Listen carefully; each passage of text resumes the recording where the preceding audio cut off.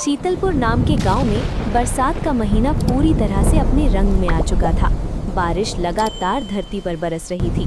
चारों ओर सिर्फ बारिश की टप-टप और बहते पानी की आवाजें सुनाई दे रही थी। गौरी, सरकार से इस बार काफी ज्यादा राशन आया है। ट्रक भर के राशन आया है गांव में, लेकिन सरपंच जी उसे बांटने का नाम ही नहीं ले रहे। हमारा क्या होगा राजू? बच्चा भी भूखा है और अब तो जलाने के लिए भी नहीं बचा। कब तक ऐसे जिएंगे हम? नहीं गौरी, अब और नहीं। बारिश जरा भी हल्की हुई ना तो मैं खुद जाऊंगा सरपंच के घर, पूछूंगा कि आखिर क्यों नहीं बांट रहे राशन। ये हमारा हक है। हाँ राजू, बात करो, नहीं तो हम ऐसे ही भूखे ही मर जाएंगे। किसी को हमारी परवाह नहीं। मुखिया लाल सिंह बैठा हुआ ना नौकर से बात कर रहा होता है। अरे मुखिया जी, इस बार तो बारिश जैसे रुकने का नाम ही नहीं ले रही। कब से झमाझम बरस रही है। तो होने दो बारिश, हमें क्या चिंता। हमारे घर में तो राशन भरा पड़ा है, इतना भरा है कि अगले 3 महीने भी निकल जाएं तो कोई फर्क नहीं पड़ेगा। वो तो है मुखिया जी, सरकार से जो राशन आया था वो तो पहाड़ जैसा ढेर था, मगर आपने तो आटा भी नहीं बांटा गांव वालों को। बाकी सब गोदाम में ही पड़ा है, और कुछ तो आपने बेच भी दिया ना। हाँ, अरे बस यही तो मेरी समझदारी है। गरीबों को जितना देना है उतना ही दो, ज्यादा देकर उन्हें आदत क्यों बिगाड़नी। बाकी जो बचा वो मेरे और तुम जैसे समझदार लोगों के लिए है। सही कहा मुखिया जी, तभी तो आज हम आपके पास बैठे हैं, बारिश के मजे ले रहे हैं, गर्मा गर्म चाय पी रहे हैं, और चिंता नाम की चीज दूर दूर तक नहीं।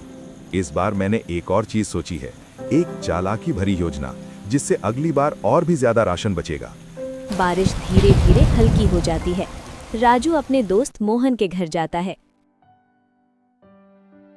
अरे राजू, क्या बात है? बारिश अभी अभी रुकी है और तुम सीधा मेरे घर आ गए। मोहन भैया, आपको तो पता ही है, पिछले कई दिनों से लगातार बारिश हो रही थी। अब हालत ऐसी हो गई है कि घर में राशन का एक दाना तक नहीं बचा। बच्चे भूख से रोते रोते सो जाते हैं। हाँ राजू, बात तो बिल्कुल सही कह रहे हो। हमारे घर का हाल भी कुछ अलग नहीं है।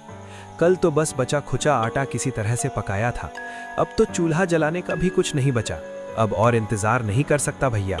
बारिश रुक गई है, रास्ते भी थोड़ा साफ हो गए हैं। चलिए सीधा मुखिया जी के घर चलते हैं, उनसे पूछते हैं कि राशन का क्या हुआ, कब तक हम भूखे बैठेंगे। सही कहा भैया, अब खामोश बैठने का वक्त नहीं। गांव के और भी लोगों को साथ लेते हैं, सब चलेंगे मुखिया जी के घर, पूछेंगे कि गरीबों का हक आखिर कब मिलेगा। तुम्हारे बात में दम है राजू। राशन तो बहुत पहले आ गया था, मगर उन्होंने बांटा नहीं। अब समय आ गया है कि हम अपने हक की आवाज उठाएं।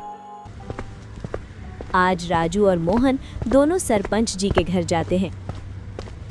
मुखिया जी, अब छुपाने का वक्त नहीं है, हम सीधे सवाल करने आए हैं।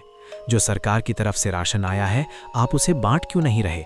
हाँ मुखिया जी, अब तो बारिश भी रुक चुकी है, रास्ते भी साफ हो गए हैं। अब बहाना बनाने की कोई वजह नहीं बची। गांव के लोग भूखे बैठे हैं और आप राशन दबाकर क्यों रखे हुए हैं? राशन? कैसा राशन? अभी तक तो कोई राशन आया ही नहीं है। सरकार की तरफ से साफ कह दिया गया है कि जब तक बारिश पूरी तरफ से खत्म नहीं हो जाती तब तक राशन नहीं भेजा जाएगा। मुखिया जी, झूठ मत बोलिए, हमें सब पता है। ट्रक आया था, गोदाम में माल रखा गया था, कुछ लोगों को चुपचाप बांटा भी गया और कुछ बेच भी दिया गया। मुखिया उन दोनों की एक नहीं सुनता और दोनों को घर से निकाल देता है।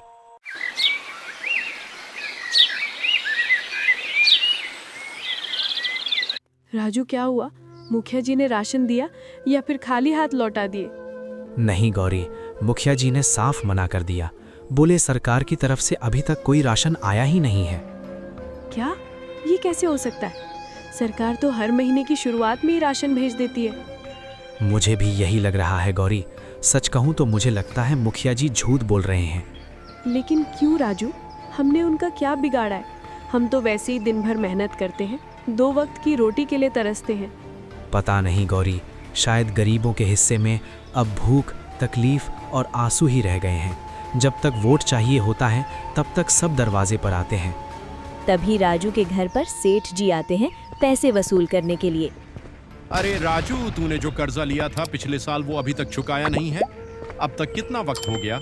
मेरी भी कोई लिमिट है या नहीं? सेठ जी, माफ कीजिए, इस बार मेरे पास सच में कुछ नहीं बचा। बारिश ने खेत बर्बाद कर दिए, फसल बर्बाद हो गई, घर में एक दाना तक नहीं है, बच्चों के लिए भी कुछ नहीं। मुझे तेरे भूखे पेट से क्या लेना देना। मैं तेरा पेट भरने नहीं, अपना पैसा वसूलने करना आया हूं। और तुझे तो पता है, कागज पर साफ लिखा है, अगर रकम समय पर नहीं चुकाई गई तो मकान जब्त किया जाएगा। सेठ जी, इस घर के सिवा मेरे पास कुछ नहीं है। मुखिया जी ने भी राशन देने से मना कर दिया है, और अब आप अगर ये छत भी छीन लोगे तो मैं अपने बीवी बच्चों को लेकर कहाँ जाऊंगा? कहीं भी जा, मुझे क्या फर्क पड़ता है। जंगल में जा, नदी किनारे जा, किसी पुल के नीचे सो। जब मेरी रकम नहीं दे सकता तो इस घर में रहने का हक भी खो दिया है तूने। सेठ जी, इंसानियत नाम की भी कोई चीज़ होती है? क्या गरीबी इतनी बड़ी सज़ा है कि रहने को छत भी ना बचे? तभी बारिश भी शुरू हो जाती है, पहले हल्की हल्की फिर जोरों होने लगती है। सेठ गौरी और राजू को दोनों को घर से बाहर निकाल देता है। राजू, इतनी तेज बारिश में अब हम कहाँ जाएंगे? घर भी छीन गया, बच्चों का क्या होगा? मुझे तो कुछ समझ में नहीं आ रहा। तुम घबराओ मत गौरी, मैंने सोचा है, मेरा बचपन का दोस्त है मोहन, उसके घर चलेंगे। वो भले इंसान है, हमारी मदद ज़रूर करेगा। जब सबने मुंह मोड़ा तब भी वो हमारे साथ खड़ा था। मैं जानता हूँ वो हमें यूं बारिश में नहीं छोड़ देगा। सच कह रहे हो ना राजू? वो हमें अपने घर में रख लेगा ना? मैं बच्चों को लेकर बहुत डर रही हूँ, कहीं ये बारिश हमें बहाकर न ले जाए। जब तक मैं जिंदा हूँ तुम्हें और बच्चों को कुछ नहीं होने दूंगा। चलो, देर मत करो, हर पल बारिश और तेज़ होती जा रही है। अगर अब नहीं निकले तो रास्ता और ख़तरनाक हो जाएगा। राजू और गौरी दोनों मोहन के घर पहुंचते हैं उससे मदद मांगने के लिए। इतनी बारिश में कोई आया है तो जरूर कोई मुसीबत में होगा। अरे राधिका, और कौन होगा? मेरा दोस्त राजू ही होगा। बेचारा पहले ही बहुत परेशान चल रहा था। तो सुन लो जी, मैं साफ कह रही हूँ, उस फटीचर की कोई मदद मत करना। वो हर वक्त रोता रहता है, बस दुख और मुसीबत की पोटली लेकर आता है। लेकिन राधिका, वो आज सच में मुसीबत में होगा। घर से निकाल दिया गया है, बच्चे साथ में हैं, ऊपर से इतनी बारिश। कम से कम एक रात की शरण तो दे सकते हैं। और हमारा क्या? हमारे पास खुद खाने को कुछ नहीं है। इस बार तो मुखिया जी ने हमें भी राशन नहीं दिया। तुम्हें लगता है कि हम किसी और का बोझ उठा सकते हैं? राधिका, वो मेरा बचपन का दोस्त है। जब मैं बीमार पड़ा था तो वही सबसे पहले दौड़कर आया था। आज जब उसे ज़रूरत है तो क्या हम... सुनो, आज मैं किसी बहस के मूड में नहीं हूँ। तुम साफ साफ मना कर देना कि हमारे पास ना जगह है ना खाना, वो कहीं और चला जाए। मोहन अपने घर के बाहर आता है। मोहन, मैं बहुत परेशान हूँ। घर से निकाल दिया गया है, ऊपर से ये बारिश। क्या तुम मुझे अपने घर में कुछ दिन के लिए पनाह दे सकते हो? राजू भाई, माफ करना, मेरे घर में सच में बिल्कुल भी जगह नहीं है। राधिका की मायके वाले यहाँ रहने आए हुए हैं, हर कोना भरा पड़ा है। ये क्या कह रहा है मोहन? मैंने तेरा हर बुरे वक्त में साथ दिया है। तू जब बीमार पड़ा था मैं दिन रात तेरे साथ रहा, तेरे लिए दवा लाया, खाना बनाया। आज जब मुझे ज़रूरत है तू मुंह मोड़ रहा है। राजू, तू जो कह रहा है वो बिल्कुल सच है और मुझे इसका अफसोस भी है। लेकिन सच ये भी है कि मेरे हाथ में कुछ नहीं है इस वक्त। घर छोटा है, मेहमान पहले से ही हैं, सोने की जगह है न बैठने की। अगर मेरे बस में होता तो मैं तुझे ज़रूर रखता। मतलब अब मेरे लिए कोई जगह नहीं बची, ना दुनिया में ना अपनों के दिल में। राजू, मैं तेरा दर्द समझता हूँ, लेकिन इस हालात में मैं कुछ नहीं कर सकता।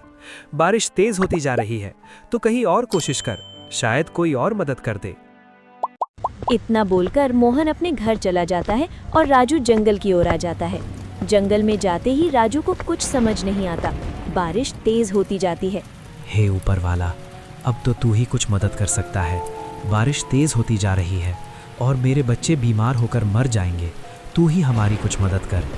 तभी उसे पेड़ में से एक आवाज आती है। राजू सोनू, हैरान मत हो, मैं कोई साधारण पेड़ नहीं हूँ। मैं एक इच्छाधारी पेड़ हूँ। मुझे वरदान प्राप्त है कि मैं सोच सकता हूँ, बोल सकता हूँ और जरूरतमंदों की मदद कर सकता हूँ। इच्छाधारी पेड़? ऐसा मैंने केवल कहानियों में सुना था। मगर आप सच में बोल रहे हैं? हाँ, और मेरी यही इच्छा है कि मैं तुम दोनों की मदद करूं। तुम थक चुके हो, डरे हुए हो, लेकिन अब डरने की कोई जरूरत नहीं है। तो क्या हम सच में आपके अंदर रह सकते हैं? हाँ, बिल्कुल राजू। मैं तुम्हें अपने अंदर एक ऐसी जगह दूंगा जहां तुम आराम से सुरक्षित रह सकोगे, बाहर की दुनिया से छिपकर। आराम से ठंडी हवा, मीठी खुशबू और सुकून, ये सब तुम्हें मेरे अंदर मिलेगा। राहत भरी सांस लेते हुए आपने तो हमारी जान ही बचा ली। सच कहूं, मुझे अब फिर से जीने की उम्मीद मिल गई है। राजू, गौरी और पेड़ के अंदर चले जाते हैं और राहत भरी सांस लेते हैं। तभी गांव में बारिश और भी तेज हो जाती है और बिजली की कड़कड़ाहट से पूरा गांव कांप उठता है। तेज हवाओं के साथ पानी ऐसी बौछार बनकर गिरता है और पल पर सभी लोग इकट्ठे होते हैं। अरे बेटा, ये बारिश तो रुकने का नाम ही नहीं ले रही। ऐसा लग रहा है जैसे आसमान खुद हमारे गांव से नाराज हो गया हो। सच कह रहे हो चाचा, खेतों में तो पानी इतना भर गया है कि अब फसल बचने का कोई आशा नहीं है। हमारे घरों में भी पानी घुस चुका है। अगर यूं ही बारिश चलती रही तो हम सबका सब कुछ बर्बाद हो जाएगा। बिल्कुल, और मैं तो कहता हूँ कि अब हमें गांव में नहीं रहना चाहिए। ये जगह अब रहने लायक नहीं रही। क्या कह रहे हो चाचा? अगर हम गांव नहीं रहेंगे तो फिर कहाँ जाएंगे? हमारा तो सब कुछ यही है, घर, जमीन, मंदिर। इसका क्या होगा? देखो मोहन, बात समझने की कोशिश करो। इस समय हमारी जान की कीमत सबसे ज्यादा है। खेत, घर सब बाद में देखा जाएगा। अगर हम जिंदा रहे तो दोबारा मेहनत करके सब बना लेंगे, लेकिन अगर यहीं फंसे रह गए तो कुछ नहीं बचेगा। चाचा ठीक कह रहे हैं। मैंने अभी अभी स्कूल की बिल्डिंग देखी है। छत गिर चुकी है, दीवारों में दरारें आ गई हैं, राशन की दुकान में पानी भर गया है, और वैसे भी मुखिया जी अब कुछ बांट नहीं रहे। उन्होंने साफ मना कर दिया कि अब जो बचा है वह सिर्फ खास लोगों को मिलेगा। मुखिया जी को तो शर्म आनी चाहिए। जब जरूरत थी तब वो कहाँ थे? बच्चों को दूध तक नहीं मिल रहा और वो आराम से अपने घर में बंद है। इसीलिए तो कह रहा हूँ बेटा, हमें अब कोई और रास्ता ढूंढना होगा। मेरा मानना है कि अगर हम जंगल की ओर चले जाएं तो वहाँ कुछ ऊंची जमीन मिल जाएगी। वहाँ कम से कम बारिश का पानी नहीं भरेगा और पेड़ों की छांव भी होगी। कुछ दिन वहीं रहेंगे, जब बारिश थमेगी तो वापस लौट आएंगे। सभी गांव वाले जंगल की ओर जाने लगते हैं। जंगल में जाते ही उन्हें राजू का पेड़ वाला घर दिखता है। सभी उसे देखकर हैरान हो जाते हैं। तभी राजू बाहर आता है। अरे चाचा जी, मोहन, आप इस घने जंगल में और इस छोटे से पेड़ के नीचे क्या करने आ गए? इतनी बारिश में यहाँ तक पहुँचना आसान नहीं था। सब खैरियत तो है ना? राजू बेटा, हमें माफ कर देना। पूरा गांव जैसे तबाही की चपेट में आ गया है। बारिश थमने का नाम नहीं ले रही। किसी की छत उड़ गई, किसी का घर बह गया। हमारे पास अब ना कोई रास्ता बचा, ना कोई सहारा। बस यही सोचकर तुम्हारे पास चले आए कि शायद तुम इस पेड़ के नीचे हमें थोड़ी सी जगह दे दो। अरे चाचा जी, आप तो मेरे बड़े हैं। मेरी जगह पे आपका हक सबसे पहले है। मैं आपको जगह क्यों नहीं दूंगा? ये पेड़, ये छांव, ये झोपड़ी, सब कुछ आपका ही तो है। आइए, अंदर आइए। जब तक मेरा दम है, आप सब इस पेड़ के नीचे महफूज रहेंगे। राजू बेटा, तेरा बहुत बहुत धन्यवाद। तेरी ये झोपड़ी आज हमारे लिए किसी मंदिर से कम नहीं है। और उधर गांव पूरा खाली हो गया था। गांव में सब कुछ खत्म हो चुका था। गांव में मुखिया और उसका नौकर बस गांव में बचे हुए थे, लेकिन मुखिया के पास उसका अनाज और मकान बचा हुआ था। तभी उसका नौकर बोलता है, यहाँ सब कुछ है। छत है, दीवार है, बरसात से बचाव है। बस एक ही कमी है, खाने को कुछ भी नहीं है। मुखिया जी, कृपया समझने की कोशिश कीजिए। ये पूरा गांव खाली हो चुका है। हर दिशा से पानी गांव की ओर बढ़ रहा है। अब सिर्फ आप ही बचे हैं जो अभी तक यहाँ रुके हुए हैं। लेकिन क्यों खाली करूं मैं? मेरा घर अभी भी ठीक ठाक खड़ा है। कोई दरार नहीं, कोई नुकसान नहीं। गांव वालों के पास पक्के मकान नहीं थे, इसलिए वो डरकर भाग गए। लेकिन मेरे पास सब कुछ है। मजबूत दीवारें, भरा हुआ राशन और छत जो अब तक टिकी हुई है। मुखिया जी, बात सिर्फ दीवारों की नहीं है। ये प्राकृतिक आपदा है। बारिश रुकने का नाम नहीं ले रही। नदियाँ उफान पर हैं। अगर बाढ़ गांव में घुस आई या आपकी छत गिर गई तो उसका जिम्मेदार कौन होगा? चलिए मुखिया जी, अब वक्त है अपनी जान बचाने का। आप रहेंगे तो फिर से गांव बच सकता है, लेकिन अगर आप ही को कुछ हो गया तो इस गांव की उम्मीद भी साथ चली जाएगी। एक एक ईंट जोड़कर एक एक सपना फिर से सजाएंगे। शायद तुम ठीक कह रहे हो। कभी कभी इंसान अपने घर की दीवारों पर इतना भरोसा कर लेता है कि ऊपर वाले की चेतावनी भी उसे सुनाई नहीं देती। शायद ऊपर वाला मुझसे नाराज है, इसलिए ही तो पूरा गांव उजड़ गया और मैं अकेला यहाँ बचा रह गया। चलिए मुखिया जी, अब वक्त है अपनी जान बचाने का। आप रहेंगे तो फिर से गांव बच सकता है, लेकिन अगर आप ही को कुछ हो गया तो इस गांव की उम्मीद भी साथ चली जाएगी। ठीक है, चलो छोड़ देता हूँ मैं भी इस गांव को, लेकिन वादा करो जब बारिश रुकेगी, जब सूरज फिर से निकलेगा तो हम मिलकर इस गांव को फिर से बसाएंगे। एक एक ईंट जोड़कर एक एक सपना फिर से सजाएंगे। मुखिया सारा राशन बैलगाड़ी में रखकर जंगल की ओर चला जाता है। उसे वहाँ पर राजू, चाचा जी और मोहन सब पेड़ के अंदर दिखाई पड़ते हैं। मोहन चाचा जी, मैं आपका बहुत बड़ा गुनहगार हूँ। जो कुछ भी हुआ उसके लिए मुझे माफ कर दीजिए। फिर हमें तुमसे कोई शिकायत नहीं है।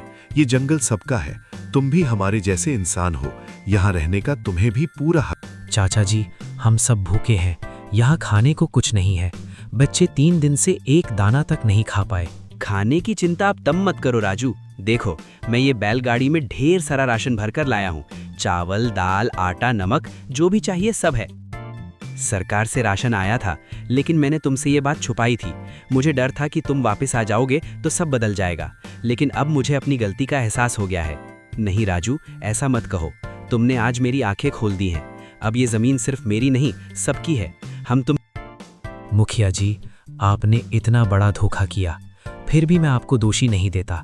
शायद मेरी ही कोई कमी होगी। नहीं राजू, ऐसा मत कहो। तुमने आज मेरी आंखें खोल दी हैं। अब यह जमीन सिर्फ मेरी नहीं, सबकी है। हम तुम्हें जरूर जगह देंगे।